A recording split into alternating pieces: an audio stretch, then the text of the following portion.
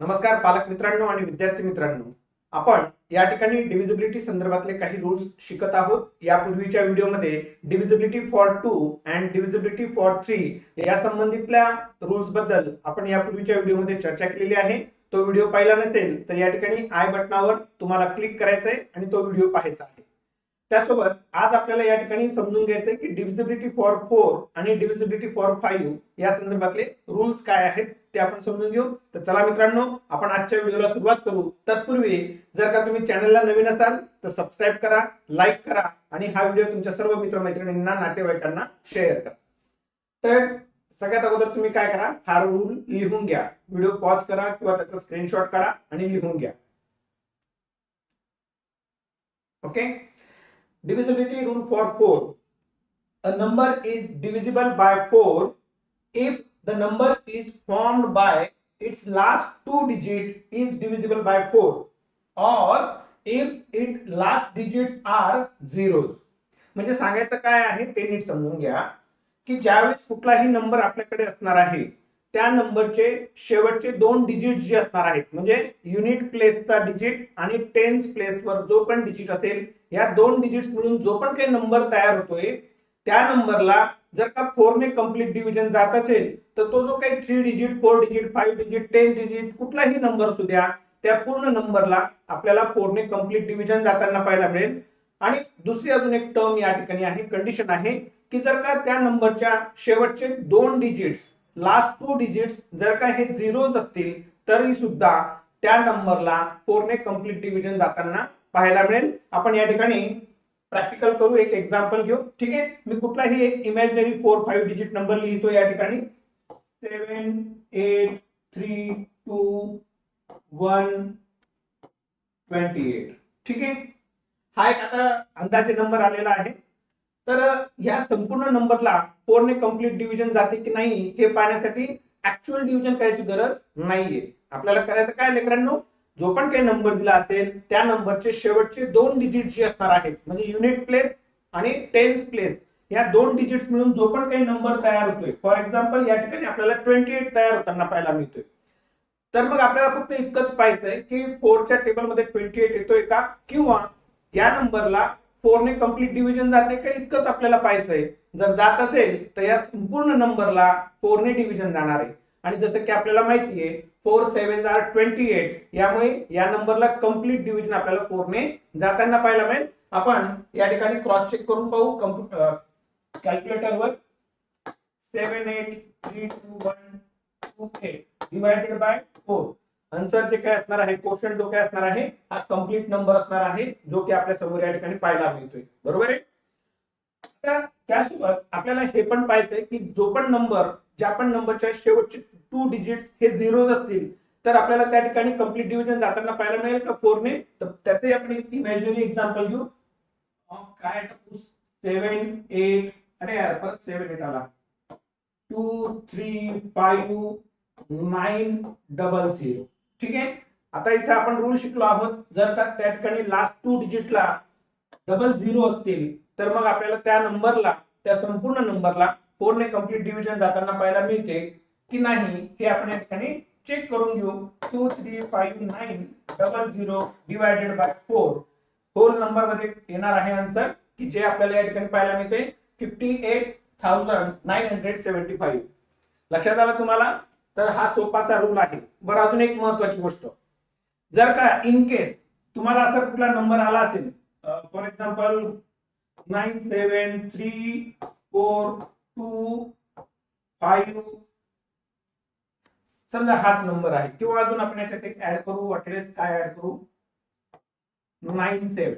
ठीक आहे, तर आता या ठिकाणी शेवटचे टू डिजिट्स तुम्ही घ्याल आणि याला 4 ने डिव्हिजन जाते की नाही हे करण्याचा प्रयत्न कराल, तर असं अजिबात करायचं नाहीये. कारण लक्षात घ्या लेकरांनो, 4 हा इवन नंबर आहे, 2 चा मल्टिपल आहे. या कारणाकरता 4 ने त्याच नंबरला कंप्लीट डिव्हिजन जाईल की जो इवन नंबर असेल. आता हा जो काही आपण नंबर घेतलाय इतका मोठा, हा इवन नंबर नाहीये, मग याला आपल्याला 4 ने कंप्लीट डिव्हिजन जाणार नाहीये. तिथंच त्याला आपल्याला सांगून द्यायचं की this number is not completely divisible by 4. आलं लक्षात. मी काय करतो, याला थोडासा कमी करून घेतो, जेणेकरून आपल्याला या ठिकाणी कॅल्क्युलेटरवर जर का आपण क्रॉस चेक करायचं म्हटलं तर आपल्याला सोपं जाईल. 34257 डिवायडेड बाय 4. आता याचं जे काही आन्सर असणार आहे, क्वोशंट असणार आहे, हा आपल्याला एरर मध्ये दाखवेल, कारण का तो डेसिमल येणार आहे, किंवा एरर नाही जरी दाखवली तरी मी तुम्हाला म्हटलं की डेसिमल मध्ये येणार आहे. पॉइंट नंतर 2 आणि 5 आपल्याला येताना पाहायला मिळतोय.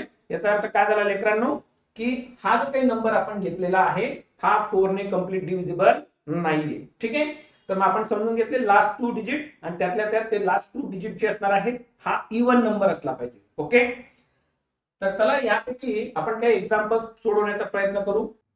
तर एक्झाम्पल्स मध्ये पहिलं एक्झाम्पल असणार आहे 12348. जसं की मी तुम्हाला या ठिकाणी सांगितलं की आपल्याला लास्ट 2 डिजिट पाहायचे असणार आहेत, तर या ठिकाणी लास्ट 2 डिजिट हा आपल्याला 48 येताना पाहायला मिळतो, म्हणजे त्या लास्ट 2 डिजिट म्हणून 48 तयार झाला. आणि 4 ने जर का आपल्याला याला डिव्हिजन करायचं म्हटलं तर आपल्याला 12 4 48 येताना पाहायला मिळतं. म्हणजे ही डिव्हिजन कशी असणार आहे, कंप्लीट डिव्हिजन असणार आहे. म्हणून आपण असं म्हणू की 12348 इज डिव्हिजिबल बाय 4. तर आन्सर आपल्याला होल नंबर मध्ये आलेलं आहे. ओके, यानंतर पुढचा नंबर आपण घेणार आहोत 2,34,551. थोड्या वेळापूर्वी मी तुम्हाला काय सांगितलं की 4 ने कुठल्या नंबरला कंप्लीट डिव्हिजन जाणार आहे, तर जो इवन नंबर असेल.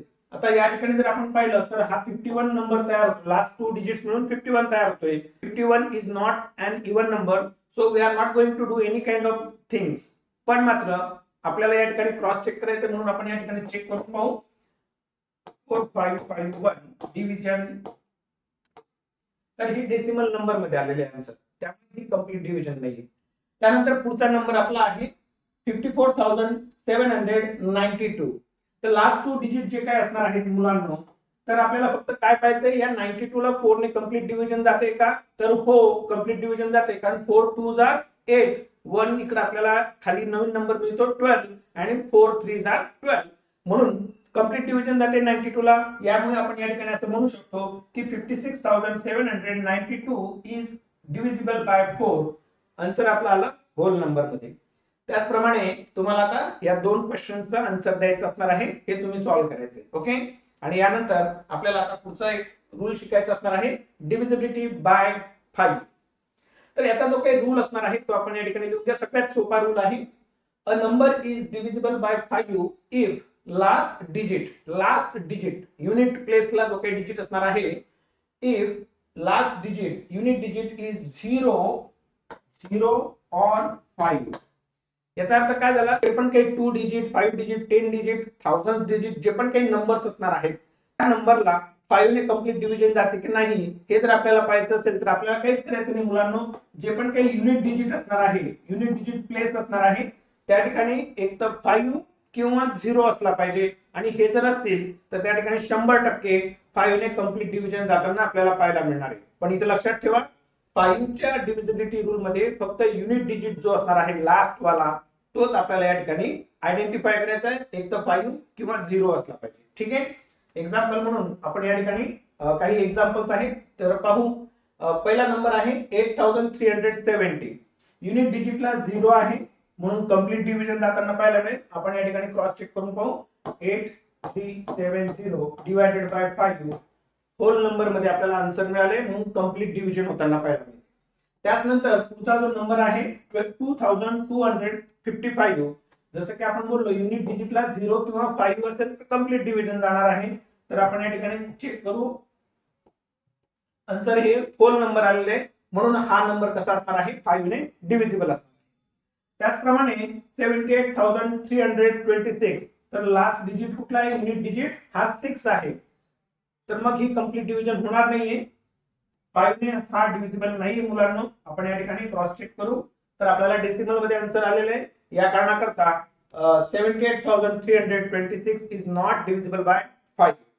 उरलेल्या दोन नंबरचा तुम्हाला अभ्यास करायचा. व्हिडिओ आवडला असल्यास लाईक करा, चॅनलला सबस्क्राईब करा, आणि या व्हिडिओची लिंक तुमच्या सर्व मित्रमैत्रिणींना शेअर करा. धन्यवाद.